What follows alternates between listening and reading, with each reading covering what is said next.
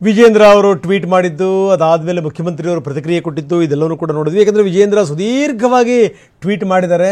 ಜೊತೆಗೆ ಅಂದರೆ ಬೇರೆ ಬೇರೆ ನಾಯಕರುಗಳು ಕೂಡ ಇದಕ್ಕೆ ಸಂಬಂಧಪಟ್ಟಂಗೆ ಮಾತಾಡಿದ್ದಾರೆ. ಅಂದರೆ ಇದಕ್ಕೆ ಸಂಬಂಧಪಟ್ಟಂಗೆ ಸುನಿಲ್ ಮಾತಾಡಿದ್ದಾರೆ, ಸಿ ಟಿ ರವಿ ಮಾತಾಡಿದ್ದಾರೆ. ಸುಮ್ಮನೆ ಆರೋಪಗಳನ್ನು ಮಾಡಬೇಡಿ, ನಿಮ್ಮಲ್ಲಿ ಏನಾದರೂ ಸಾಕ್ಷ್ಯಾಧಾರಗಳಿದ್ದರೆ ಕೊಡಿ ಅಂತ ಇವರು ಆಗ್ರಹಿಸಿದ್ದಾರೆ. ಮಾನ್ಯ ಮುಖ್ಯಮಂತ್ರಿ ಸಿದ್ದರಾಮಯ್ಯನವರು ಭಾರತೀಯ ಜನತಾ ಪಾರ್ಟಿಯ ಮೇಲೆ ಸುಳ್ಳು ಆರೋಪವನ್ನ ಮಾಡಿದ್ದೀರಿ.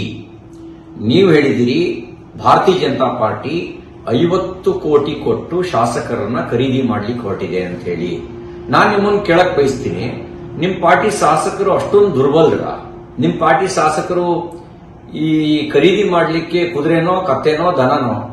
ಕುದುರೆ ಕತ್ತ ದನವನ್ನು ಖರೀದಿ ಮಾಡಬಹುದು. ಬದ್ಧತೆ ಇರುವಂತ ಯಾವುದೇ ಶಾಸಕರನ್ನ ಖರೀದಿ ಮಾಡ್ಲಿಕ್ಕೆ ಸಾಧ್ಯ ಇಲ್ಲ. ಆಡಳಿತ ಪಕ್ಷವನ್ನ ಬೆದರಿಸಲಿಕ್ಕೋಸ್ಕರ ಪ್ರತಿಪಕ್ಷದ ಹೆಗಲ ಮೇಲೆ ಬಂದೂಕನ್ನು ಇಟ್ಟುಕೊಂಡು ಆಡಳಿತ ಪಕ್ಷದ ಶಾಸಕರನ್ನ ಎದುರಿಸುವಂತ, ಹೈಕಮಾಂಡ್ ಅನ್ನ ಎದುರಿಸುವಂತ ಪ್ರಯತ್ನ ತಮ್ಮ ಈ ಹೇಳಿಕೆಯಿಂದ ಇದೆ ಅಂತ ನನಗೆ ಅನ್ನಿಸ್ತಾ ಇದೆ.